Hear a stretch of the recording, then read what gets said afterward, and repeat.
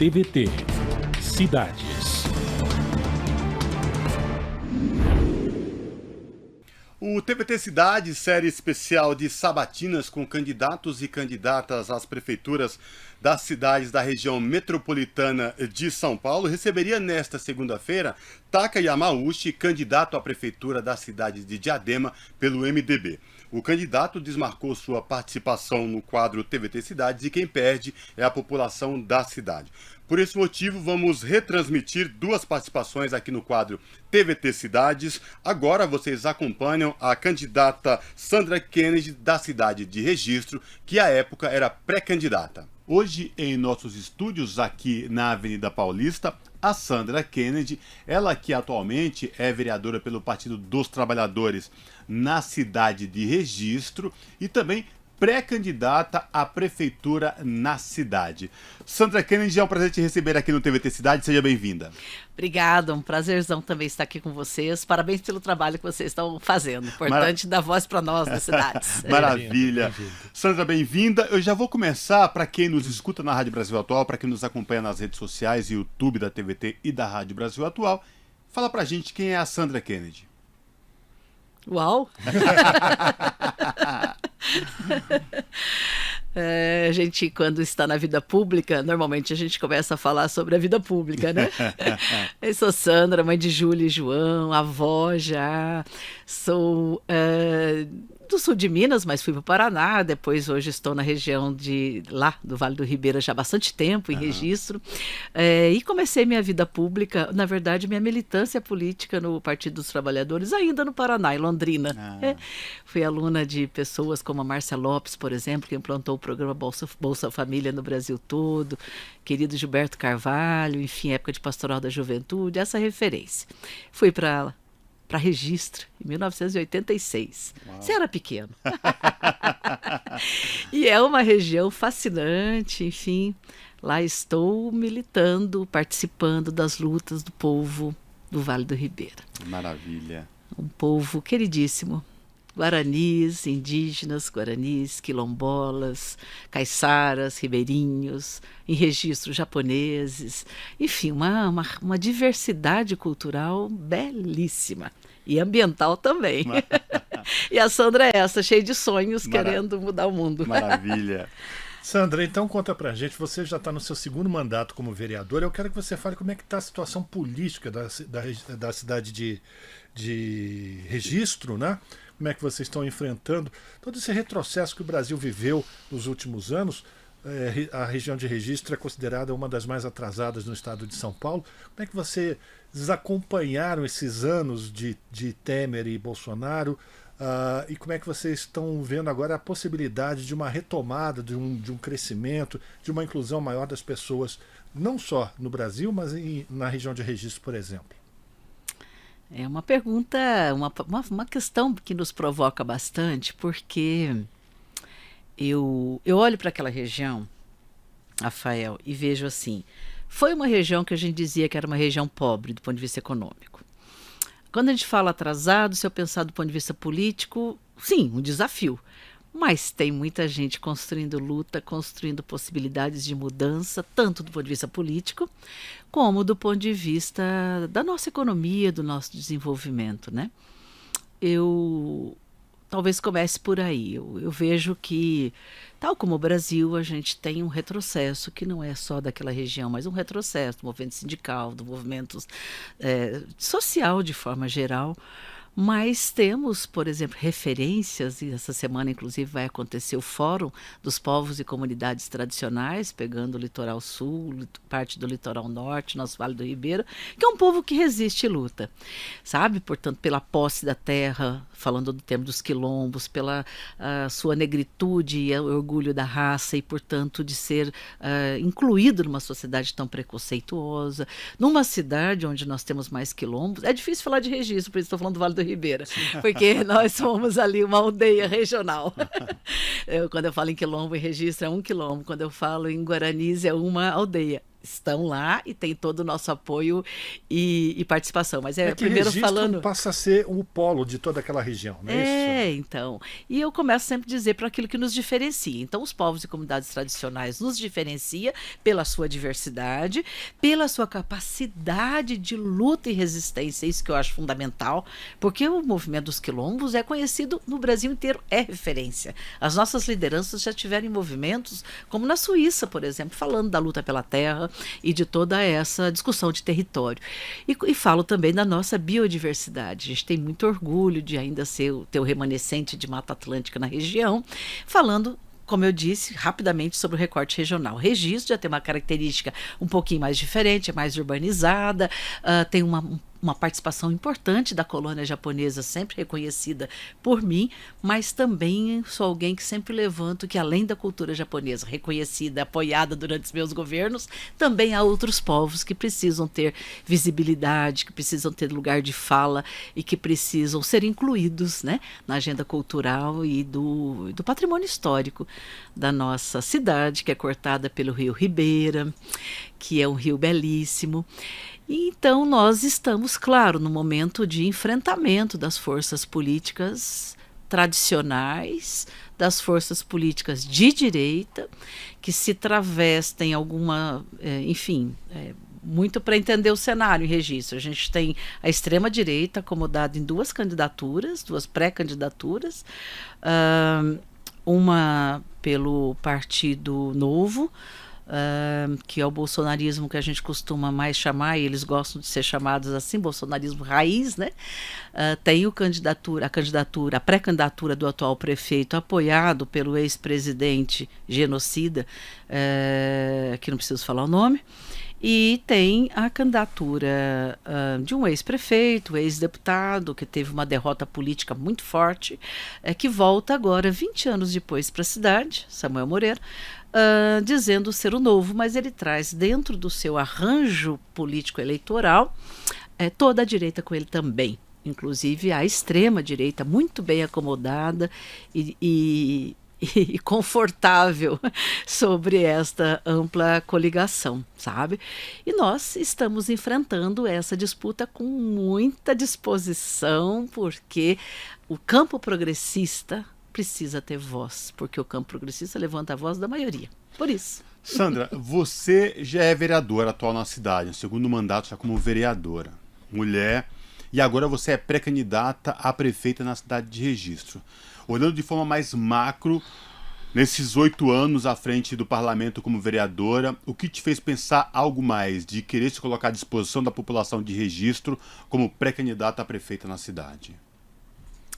Bacana. Quero trazer rapidamente uma reflexão. Vereador não é menos importante que prefeito, como a maioria das pessoas falam. Vereador, e eu aprendi isso, porque eu fui prefeita primeiro, para depois vereadora. São papéis diferentes. Então, eu tenho muito orgulho e alegria, assim, do ponto de vista de militância, desses 8 anos de mandato. Então, foi muito bom ser vereadora. Fiscalizamos, que é um grande papel do vereador. O vereador não faz ponte e nem resolve, né? O vereador tem um papel central de fiscalização no parlamento.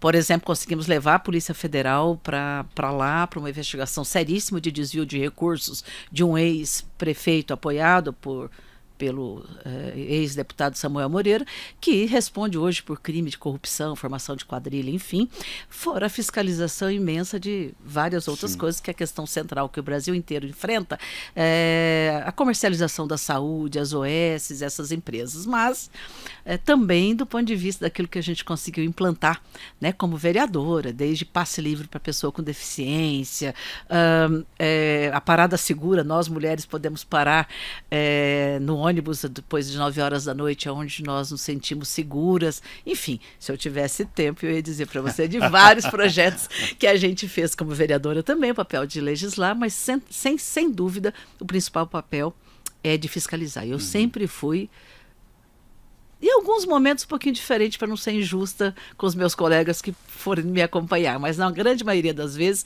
eu fui a única voz da oposição. Em alguns momentos, por conveniência e rearranjos, como agora, todos eram base do atual prefeito, o atual prefeito está muito mal avaliado, aí eles passam a ser oposição, mas não é do ponto de vista, enfim.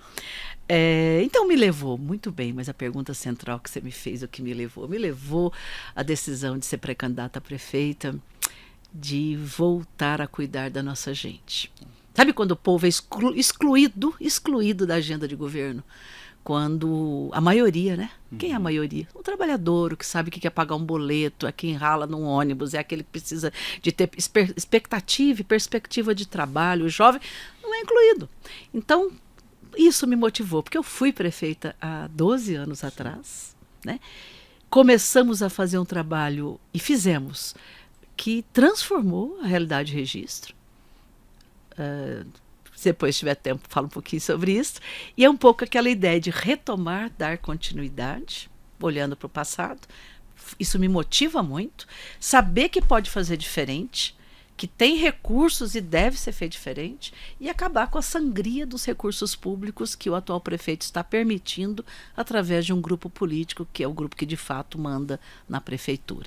Então a motivação é muito grande, e por isso a minha motivação de vencer essas eleições. Mas quando você diz sangria de recursos públicos, como é que isso acontece, Sandra? E que você se propõe a mudar e terminar?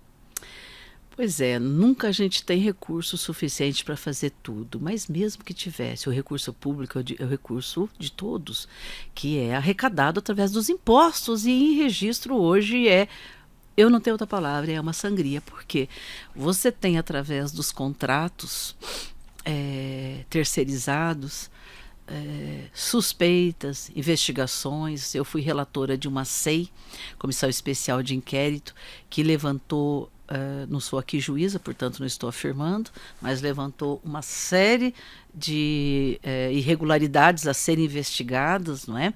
Nós temos contratos, por exemplo, criou uma indústria da multa, câmeras para todos os lugares da cidade, bacana se for para a segurança pública, mas não foi para a segurança pública só.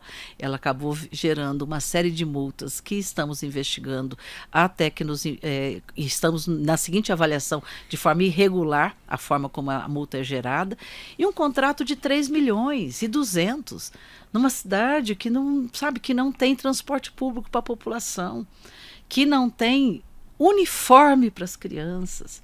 Você tem contrato, principalmente na área de saúde, que é extremamente investigado. Você tem uma UPA onde as pessoas ficam horas e horas e horas na fila de espera. Um contrato que paga muito mais do que se pagava pelo prestador anterior, que era o Hospital Filantrópico da cidade, Hospital São João, e a população continua mal atendida. Então, esta questão de usar bem o dinheiro público, de ter transparência, de ter respeito pela coisa pública, não é? Sim. Porque nós precisamos de políticas públicas que funcionem, e para isso é preciso zelar muito pelo dinheiro do povo, né? E política pública, acima de tudo, Sandra, que leve dignidade à população. Chegando aqui, participação dos internautas que nos acompanham nas redes sociais, no YouTube da TVT e da Rádio Brasil Atual. Tem a Ângela Silva. Sandra Kennedy foi a melhor prefeita da cidade de Registro, na saúde, na educação e nas políticas públicas. A Filó Poeta, ela fala: Filó presente, orgulho de você, Sandra, a minha futura prefeita de Registro, voltando à prefeitura de Registro. Carlos Alencar dando parabéns pela entrevista, e o Zé Tiago dando boa noite, parabenizando pela tua participação aqui no TVT Cidades. Sandra, você falou que já foi prefeita, né? E aí depois, quando saiu da prefeitura, assumiu como depois vereadora. Imagino que tenha muita diferença, não diferença especificamente, mas em um momento ao qual você foi gestora, né, a chefe do Executivo Municipal, passou-se um tempo e agora vereadora, se coloca na disposição de novo como prefeita. que, na tua visão, esses últimos tempos, a atual administração em registro deixou mais a desejar no que diz respeito a políticas públicas para a população? E aí eu vou trazer, assim, você já trouxe um recorte aí, por exemplo, da educação, que não tem uniforme, mas isso não foge à questão dos 30%, que diz direto com a lei federal, que permite com que as prefeituras entreguem essa porcentagem de investimento na educação e inclua, no caso, aí a questão dos uniformes e mais. Como é que é a merenda escolar na cidade de Registro? Tem produto da agricultura familiar? Não tem? E a questão de mobilidade? Porque imagina que Registro deve ser territorialmente um pouco extensa, né? Imagino que isso deva prejudicar bastante. Queria que você trouxesse esses recortes. Cosmo, parece que você conhece Registro. A gente estuda um pouco. É isso. É um desgoverno. Na verdade, eu vou voltar um pouquinho atrás, mas não demoro. 1997, assume um determinado grupo político que governou e governa Registro desde 1997, com intervalo de 4 anos do nosso governo. Então, esse desgoverno que eu falo, ou esta falta de prioridade de incluir o povo como prioridade, vem desde 1997. Vamos lá.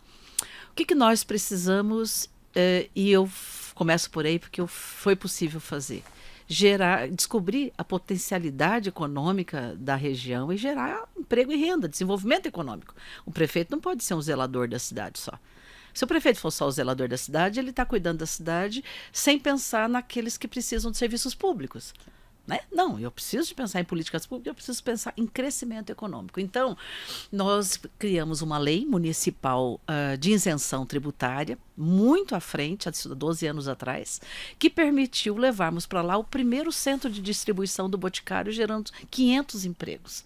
Então, aqui na Grande São Paulo, mais um CD, mas naquela região, você dizer logística é uma vocação, porque não polui, porque não vai transformar nada numa indústria, é só trazer os produtos do Magazine Luiza, do Boticário aqui para serem distribuídos, porque a gente está no eixo do Mercosul.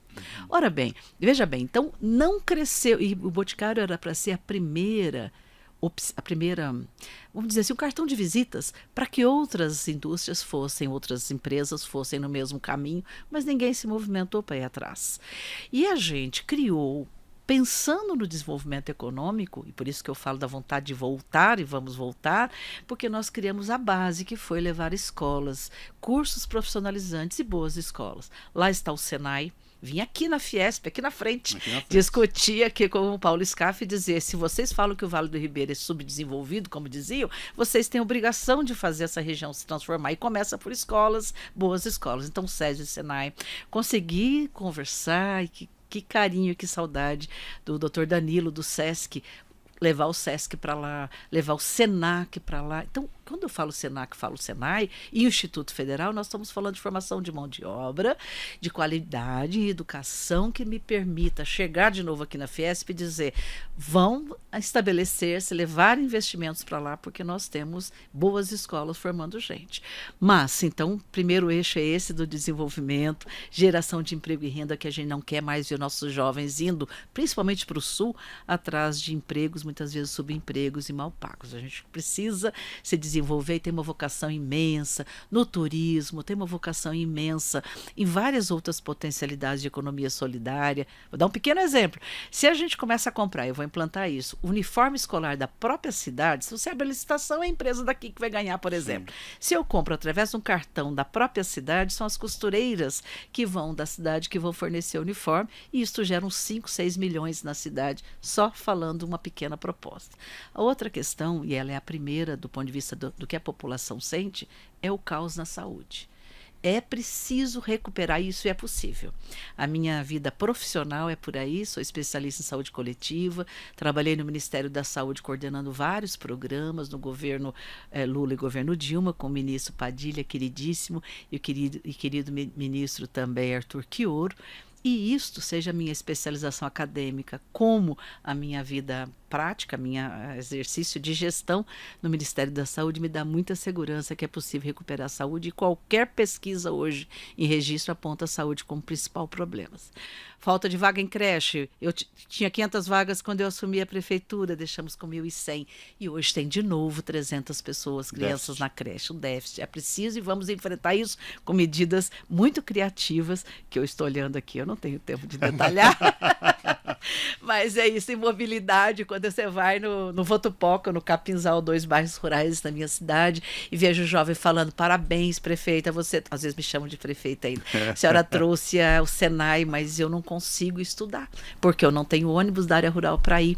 Nós vamos fazer também uma grande mudança na mobilidade, não só da área rural.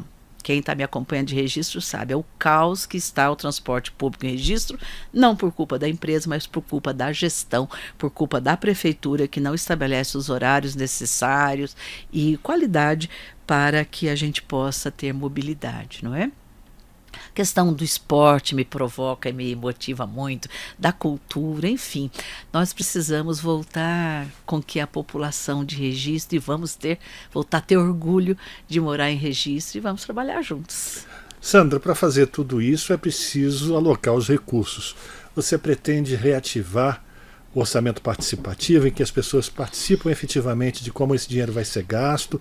Porque você começou a falar da recuperação da saúde, e eu fiquei pensando nos conselhos locais de saúde, a participação das pessoas na administração pública, porque muitas vezes as pessoas acham que elas não têm espaço, seja na saúde, seja na educação, seja na segurança. Como é que você pretende lidar também com a chamada da população para participar dessas decisões? Isto é... Eu estou aqui...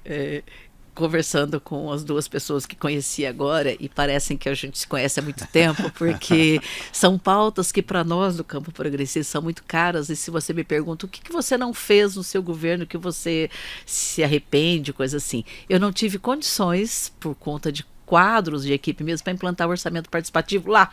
Por isso que eu digo para a população de registro, agora nós vamos implantar e vai ser muito bacana, porque ninguém consegue implantar o plano de governo num ano e nem consegue pensar as prioridades melhor do que quem mora no lugar.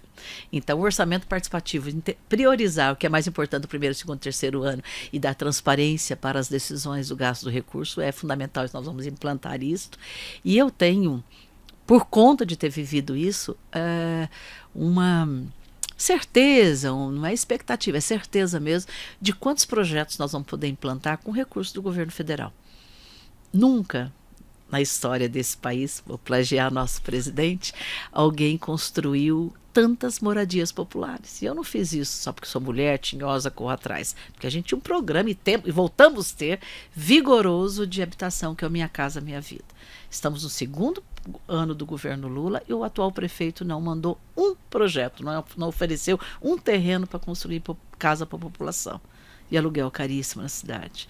Nós implantamos muitos projetos na área da saúde que vamos ter essa parceria novamente com o governo.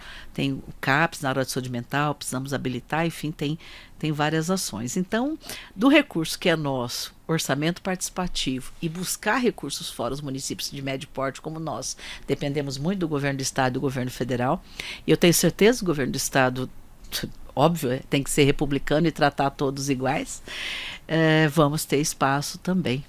E é isto, buscar... Estimular a participação das pessoas. Participar. Como é que está esse arco de alianças políticas, Sandra, para enfrentar todos esses anos de retrocesso que você falou aqui para a gente? Como é que está a organização? Porque não é só você como pré-candidata a prefeita, mas também os pré-candidatos a vereador que vão dar sustentação a esse teu programa. Sim.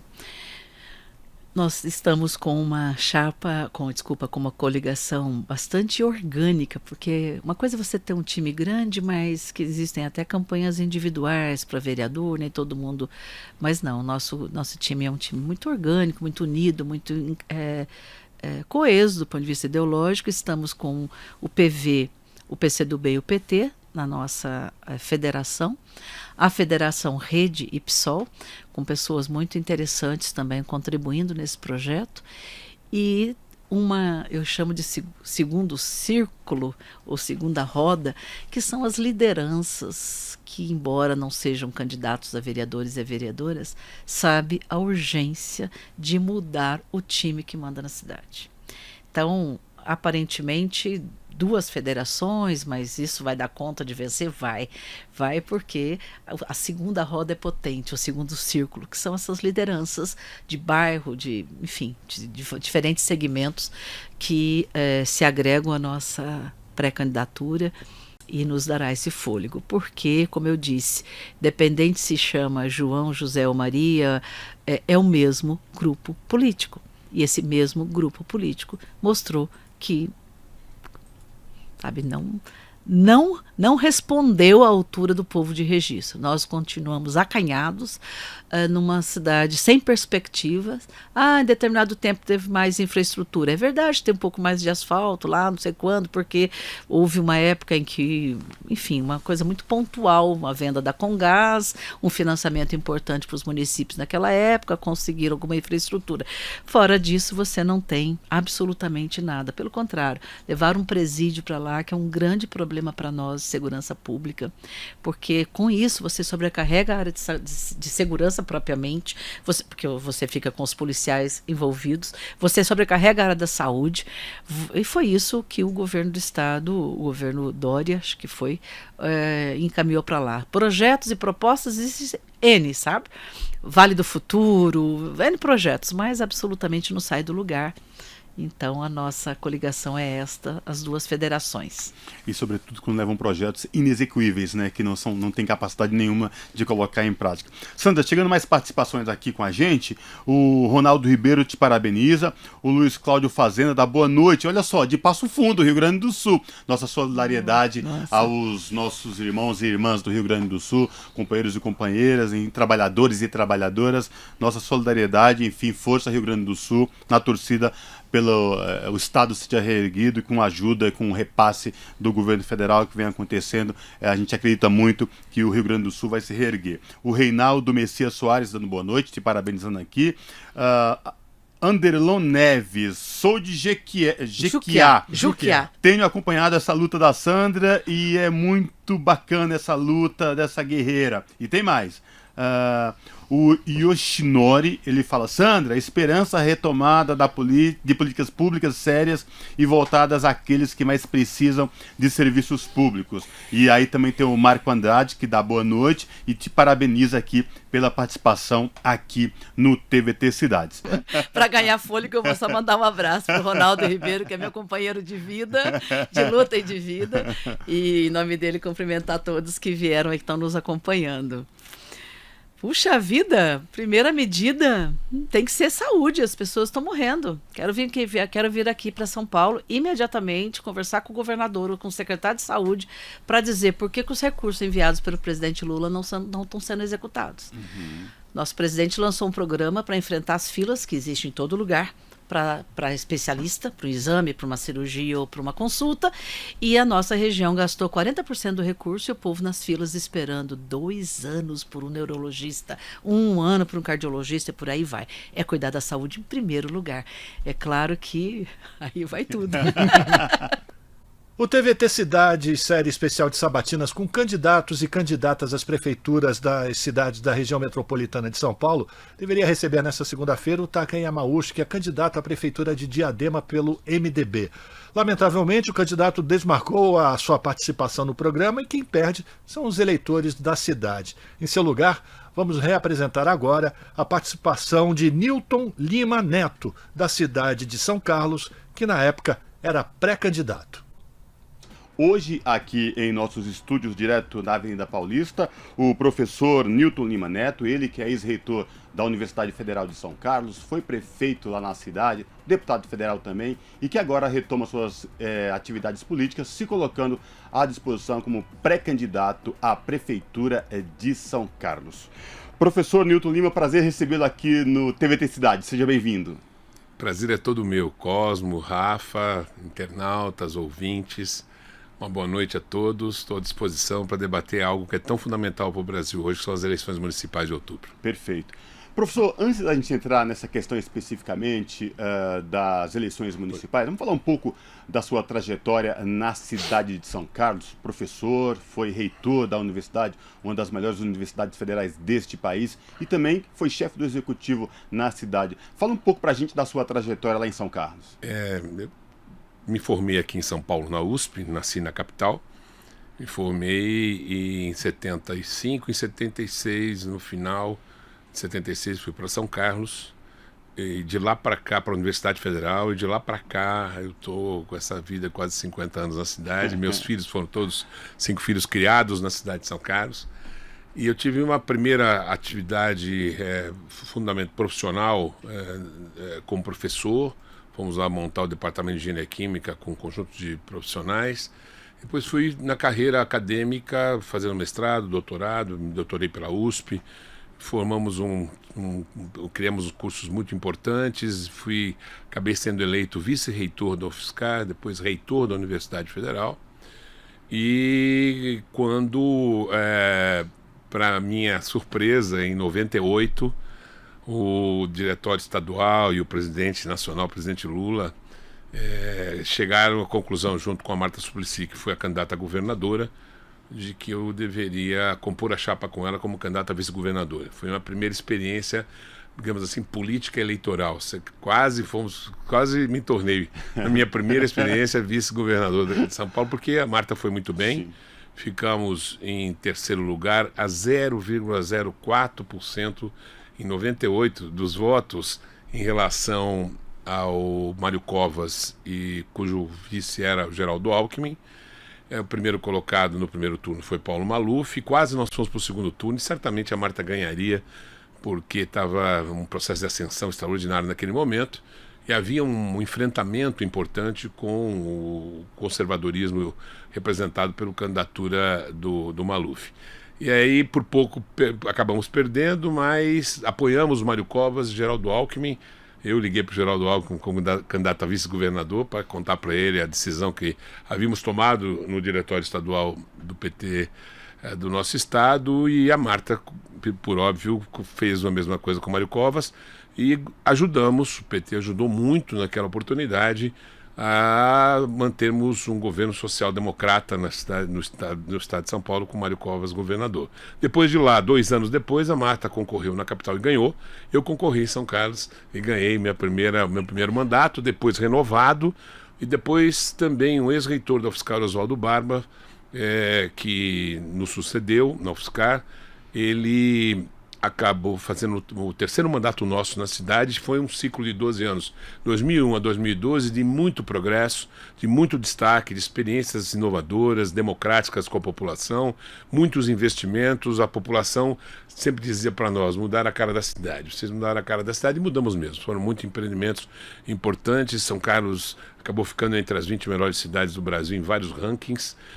Prêmios aconteceram, qualidade de vida, atração e investimento, sempre com a concepção de que uma cidade inovadora como pelas 2 universidades públicas que tem, USP e UFSCar, as 2 Embrapas que temos lá, que são muito fortes, os parques tecnológicos, e depois ainda tive a oportunidade de trabalhar como prefeito e deputado para trazer um dos campos do Instituto Federal de São Paulo para a nossa cidade. Então, o que não falta lá é a quantidade de gente qualificada. É a cidade que tem a maior quantidade que a gente fala de doutores em várias áreas do conhecimento por habitante do Brasil. É um para cada 100 mil, para 100 pessoas, um doutor para cada 100 habitantes.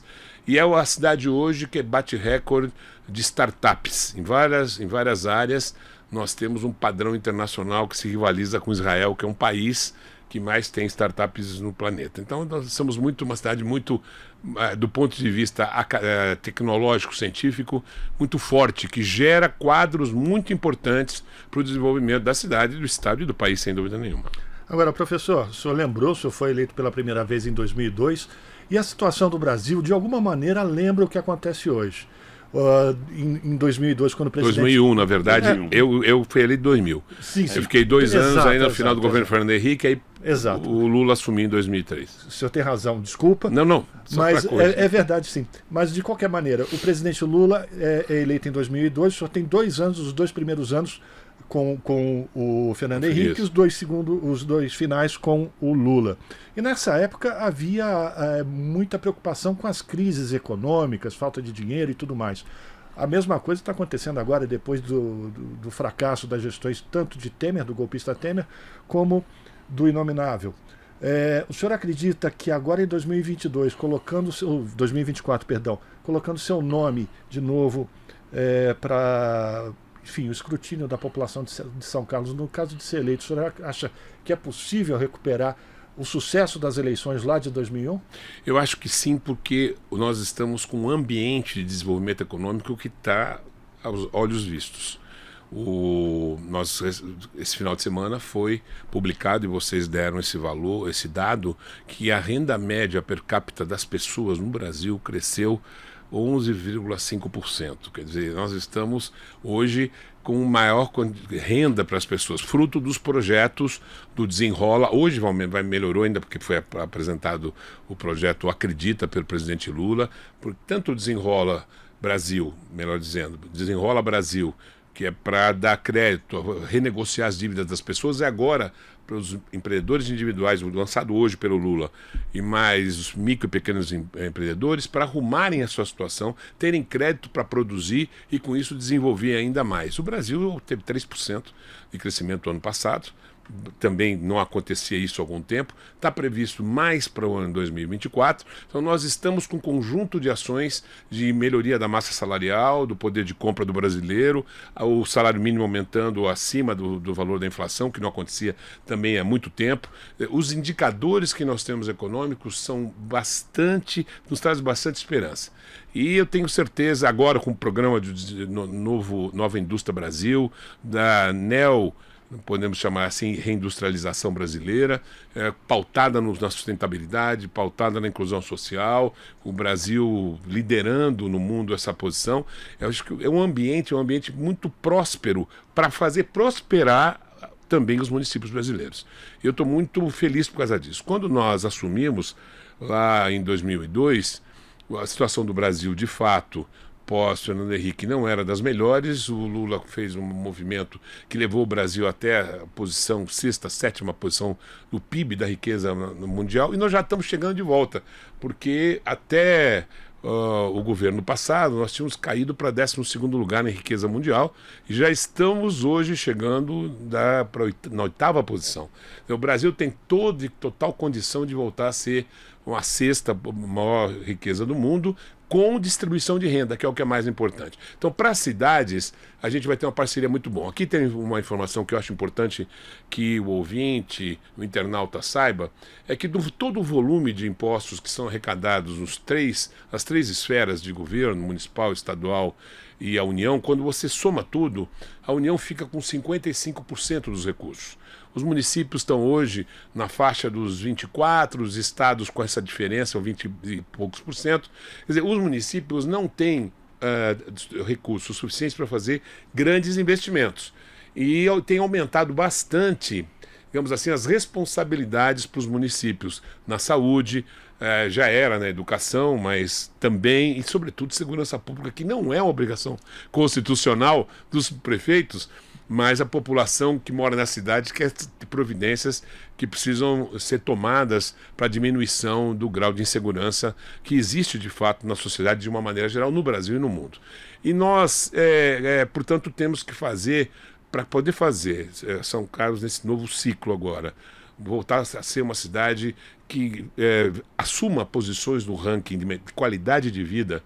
É preciso pensar a cidade como uma cidade moderna, uma cidade inovadora, uma cidade empreendedora, uma cidade democrática na relação com o seu povo, aí entra o orçamento participativo que dá voz para as pessoas, sustentável, porque hoje é moda internacional, se você quiser buscar inclusive dinheiro, tem que provar sustentabilidade ambiental e o Brasil vai liderar, vai ser o protagonista fundamental dessa campanha e inclusiva, para a gente acabar com os bolsões que infelizmente prosperaram de miséria. São Carlos voltou a ter favelas, fazer ocupações, pessoas morando na rua, isso não existia na nossa época. E é possível, em parceria com os governos estadual, onde tem mais dinheiro, e federal, particularmente esses programas com essa visão que o governo Lula tem, né, a gente dar um impulso de novo e fazer a cidade, mais uma vez, brilhar. Professor Nilton, a gente sabe que as cidades, seja ela de pequeno, médio ou grande porte, ela tem gargalos. E política pública é essencial para que, de fato, leve qualidade de vida digna para a sua população. Saúde, educação, moradia digna, transporte público, mobilidade urbana, elas geralmente circulam e são comuns a todas as cidades. Como é que está essa questão hoje em São Carlos? São Carlos é uma cidade de referência pelas suas universidades, polo provedor de conhecimento. Mas no que diz respeito à produção de políticas públicas que favoreçam a vida da sua população, como é que está esse guarda-chuva que eu citei agora lá em São Carlos neste momento? Cosmo, nós, internautas, sobretudo quem está em São Carlos sabe o que eu vou falar. Nós, pelo PT, lançamos um programa chamado Participa São Carlos, para andar pela cidade, fazer reuniões, conhecer os problemas da cidade. Abrimos um canal pela internet, Rafa, abrimos um canal nas redes sociais, a gente tem número do WhatsApp e tal, e estamos recebendo várias contribuições. As pessoas estão participando, dando a sua opinião, e a revolta é muito grande. A gente tem 3 campeões até esse momento, o programa continua, nós vamos para a rua conversando e levantando, e 3 campeões de políticas públicas que estão muito a desejar e que, lamentavelmente, são campeões de reclamação do povo. Saúde, está muito ruim na cidade. Transporte público, pessimamente na cidade, e a zeladoria. A cidade está abandonada. As pessoas dizem assim, São Carlos está largada, porque a quantidade de lixo, entulho, de prédios que são do patrimônio público, que estão descuidados, as ruas esburacadas, as calçadas, praças. Infelizmente, uma cidade muito bonita, ela se tornou, por desleixo, por falta de atenção nos últimos 12 anos, a cidade saiu do ranking das melhores cidades de qualidade de vida. Isso traz problema para a atração de novos empreendimentos, porque não é só qualidade de vida para a população, é também um chamariz fundamental de novas oportunidades para os jovens, para a criação de trabalho, todo mundo sabe disso. E deixar a cidade no ranking como a gente fez deu a prosperidade. Depois, retrocesso. E é possível criar um novo ciclo de prosperidade, porque a população nos aponta. Democraticamente a gente vai ouvi-la e o governo, nós vamos governar novamente com ela, criando cidadania política para que o tempo todo a gente possa estar colado naquilo, como a gente diz. O Lula tem uma frase que eu gosto muito. A gente, como é que ele fala? Ele fala assim, os olhos veem e o coração sente aonde os pés vão. Então, para nós, isso está no DNA do Partido dos Trabalhadores e do nossa Frente Democrática, que nós criamos com 7 agremiações na nossa cidade, todo mundo absolutamente convencido que é da população, que sabe onde o calo dói, que você tem que organizar, fazer um planejamento, bons projetos e buscar dinheiro fora. Precisa, para isso, uma liderança que possa fazer um conjunto de pessoas, uma Câmara Municipal atuante, que seja legislativa do ponto de vista da sua essência constitucional, e um executivo forte que consiga se organizar, integrar e poder ter a capacidade de buscar recursos. Quando nós dirigimos 12 anos a cidade, em parceria sobretudo com o governo federal, mas também com o governo estadual, o governador Alckmin, nosso hoje vice-presidente, ministro da Indústria e Comércio, nos ajudou também. A gente tinha projetos bons, captava os recursos e foi fazendo canteira de obras. Eu vou dar um exemplo concreto, você citou a habitação popular. Quando nós saímos, nós construímos, com a ajuda do governo federal e do governo estadual também, 5.000 casas populares. Depois que nós saímos, portanto, de 2013 até agora, nenhuma casa popular. O presidente Lula, ao reabrir o programa Minha Casa Minha Vida, já concedeu 400 unidades para programa normal, mas tem o programa Entidades também, Sim. que acabou de... uma entidade da cidade que fez um programa, recebeu 240 unidades. Então nós já conseguimos as primeiras 640, mas veja quanto tempo. Desde 2013 que a gente tem praticamente 10 anos, 11 anos sem construir uma única casa popular para as pessoas de baixíssima renda de faixa 1. Professor, o senhor falou que os problemas já apontados pela população envolvem saúde, transporte público e zeladoria. Dentre outros, esses três são os campeões. Então, vamos lá. Na questão da saúde, havia um equipamento fundamental, importantíssimo, que era o Hospital Universitário, que chegou a ter problemas gravíssimos, chegou até a fechar as portas, se eu não me engano. Não fechou as portas, quase mas isso, né? ele fechou as portas por decisão do governo do estado, porque o hospital universitário, o hospital público, ele está no sistema SUS. Sim. E a gestão é estadual, e ele deixou de ser um hospital de porta aberta para atendimento emergencial. Mas ele, como hospital terciário, o que aconteceu foi que forças políticas contrárias ao seu desenvolvimento impediram que o hospital tivesse os 212 leitos que foram projetados por nós, por mim, na verdade, quando era prefeito, porque foi em 2005, dia 31 de março de 2005, que o presidente Lula colocou o primeiro carrinho de concreto no primeiro pilar. E você veja, nós estamos aqui em 2024, e aquele era para o hospital universitário, escola depois universitário, que deu suporte ao curso de medicina da UFSCar, que está fazendo um trabalho maravilhoso e foi fundamental junto com a Santa Casa, junto com a Unimed de São Carlos. O hospital teve um papel fundamental no salvamento de pessoas durante a pandemia, com um índice bastante grande de eficácia e eficiência.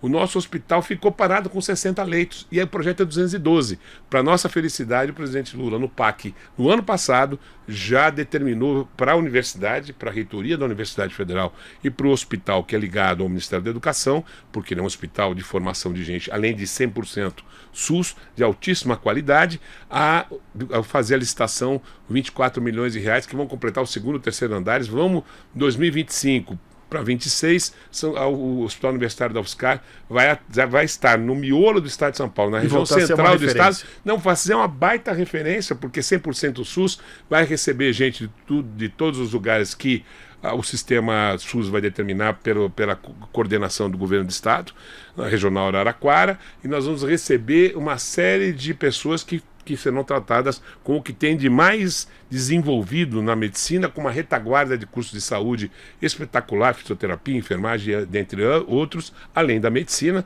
e vai ser uma grande referência. Já temos em Ribeirão Preto o da USP, que é o Hospital das Clínicas do HC, e o da UFSCar vai ser o grande referência do hospital público, com 212 leitos, graças a Deus. Na questão do transporte, graves problemas também na licitação das empresas que iam operar o sistema. Como é que está isso hoje?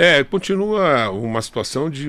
Acho que o São Carlos hoje tem o maior subsídio de recursos pagos dos cofres públicos para uma empresa de transporte, mais de 4 milhões de reais, sem que a tarifa fosse reduzida. Porque o subsídio, quando ele aparece, a população sabe disso, é um dinheiro que sai do caixa da prefeitura para que a população pague menos no valor da passagem. Infelizmente não foi isso que aconteceu, a qualidade do serviço é muito reclamada também, o número de linhas reduzido. Esse contrato ele pode ser modificado? Não sei, e essa é uma questão que vai ficar para o próximo prefeito. Ele vai precisar analisar isso. Porque esse abacaxi, né? Esse é um abacaxi que está sendo apontado. Nós estamos na fase de apuração dos maiores problemas e, de fato, esse do transporte público aparece com muita, assim, com uma coisa que eu diria que há um grau de unanimidade, de tão ruim que a coisa está funcionando e de quanto dinheiro é gasto para o resultado que não tem retorno para a população. Professor Nilton Lima, nas administrações do Partido dos Trabalhadores, o orçamento participativo, o PPA participativo, são marcas do PT. Como eu falei, no nosso DNA, né? Está no sangue. Em todo o território nacional. Quando o senhor foi prefeito e depois o sucessor também implementaram o orçamento participativo, nesses últimos 10 anos, 12 anos em São Carlos, teve participação popular? Nenhuma participação popular, nada, nenhuma participação popular. Em se falando do orçamento participativo e do PPA participativo, pensando que lá na frente o senhor tenha êxito na sua caminhada, aí no seu projeto aí de retomar e voltar a comandar o Executivo Municipal de São Carlos. Volta o orçamento participativo e mais. Dá para trabalhar novas tecnologias para implementar e trazer mais a população? A Frente Democrática pela reconstrução de São Carlos já tomou essa decisão e já estamos fazendo uma preparação de um pré-programa de governo já com essa metodologia democrática. Conversar com o povo, trazer e, como eu disse, já construir um plano absolutamente colado naquilo que o povo sente e aquilo que o povo quer. Pois bem, como nossa prática é a de governar, se a Frente Democrática assumir o comando político da cidade, o executivo da cidade a partir de 1º de janeiro, certamente nós vamos nos primeiros dias, nas primeiras semanas, já divulgar o calendário das reuniões. Porque o orçamento participativo não é só perguntar, Claro. é permitir que o cidadão vote as prioridades. É dizer para ele o quanto é que tem no caixa da prefeitura, quanto é que a prefeitura ela está devendo, e é uma obrigação do Poder Executivo ir em todos os bairros, chamar as reuniões e prestar contas e depois falar, ó, aqui nós temos quais são as prioridades que vocês estabelecem. Estabelecemos a proposta e por votação, um cartão, mão levantada, as pessoas falam, não, aqui a prioridade é a reforma do posto de saúde, precisa fazer uma praça esportiva, aqui é uma construção de creche. Isso tudo aconteceu e foi um sucesso espetacular. Nós precisamos ampliar o número de casas, assim vai. Isso já tem que já está na nossa cabeça dos partidos que compõem a frente, que nós vamos governar juntos, inclusive, com prefeitura e secretários e secretárias em conjunto onde o povo mora. Então, como diz o Milton Nascimento, ir aonde o povo está. Fala pra gente então dessa frente, quais são os partidos, professor? A gente está na Porque federação. além do executivo é importante ter também uma base parlamentar que dê suporte à sua administração no caso da sua vitória.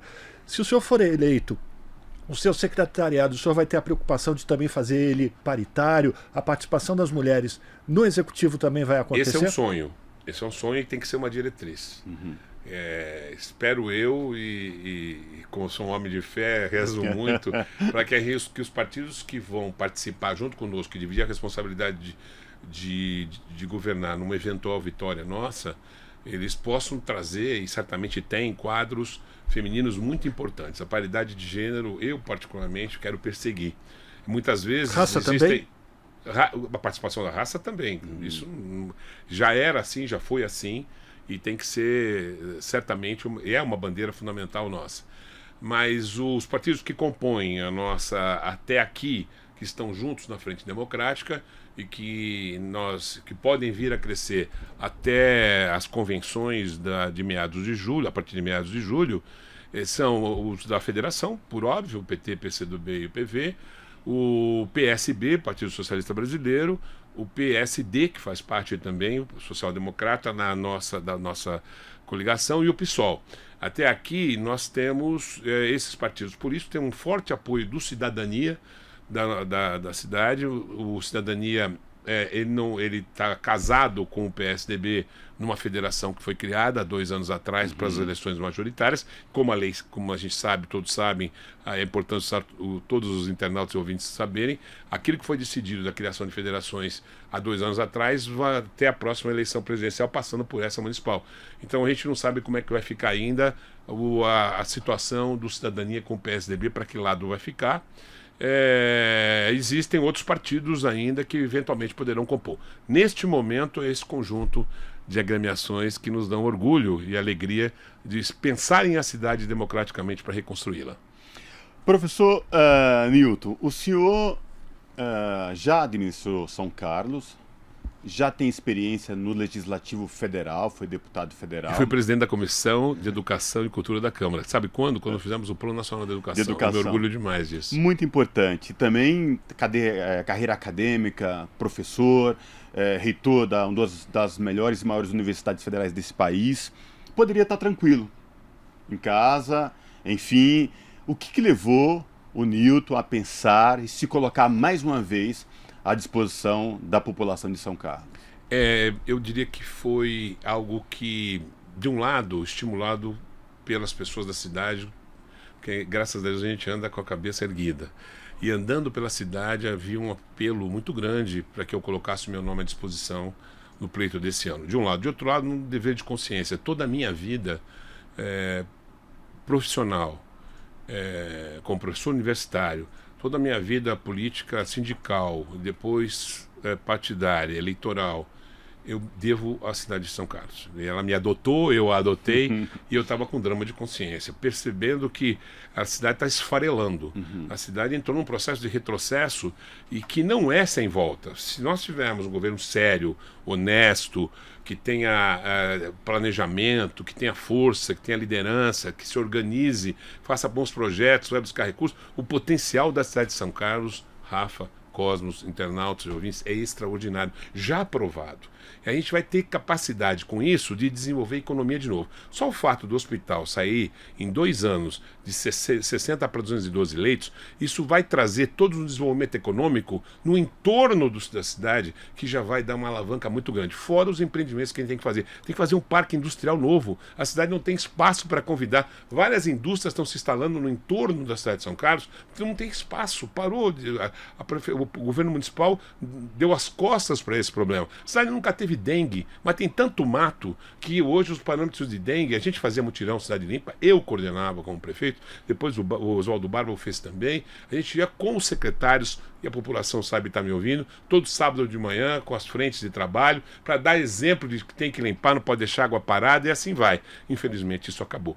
Então todo um trabalho, que eu acho, de fazer os indicadores nossos da cidade voltarem a ter os parâmetros, sabe de quem? Da Organização das Nações Unidas. O que vai nos guiar na elaboração do programa e o que vai nos guiar numa eventualidade de vitória o próximo ano são os 17 Objetivos de Desenvolvimento Sustentável da ONU. Porque é ali que o mundo todo olha se aquela cidade está cumprindo os 17 objetivos. Antes, na minha época, eram objetivos do milênio. Eram 20, se não me engano. E agora são 17 ODS.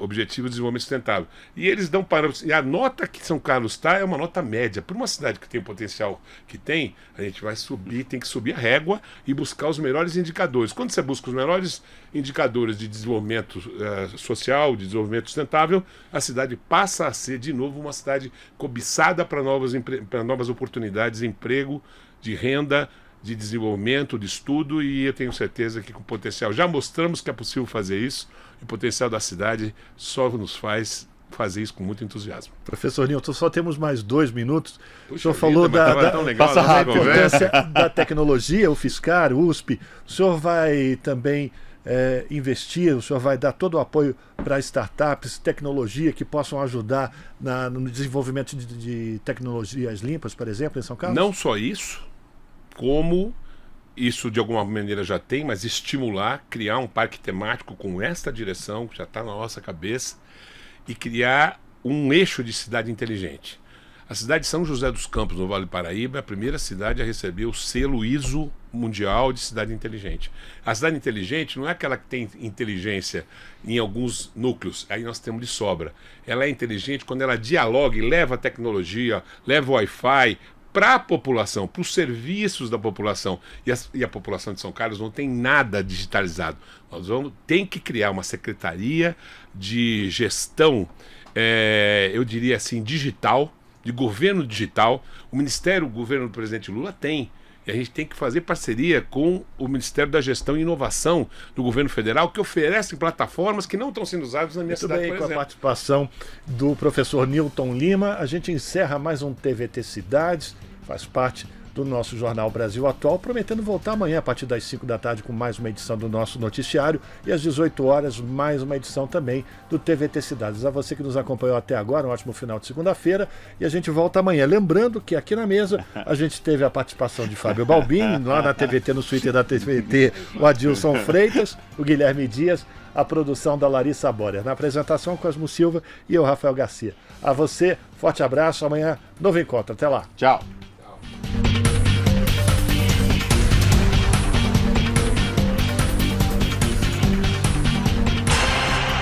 Rádio Brasil Atual.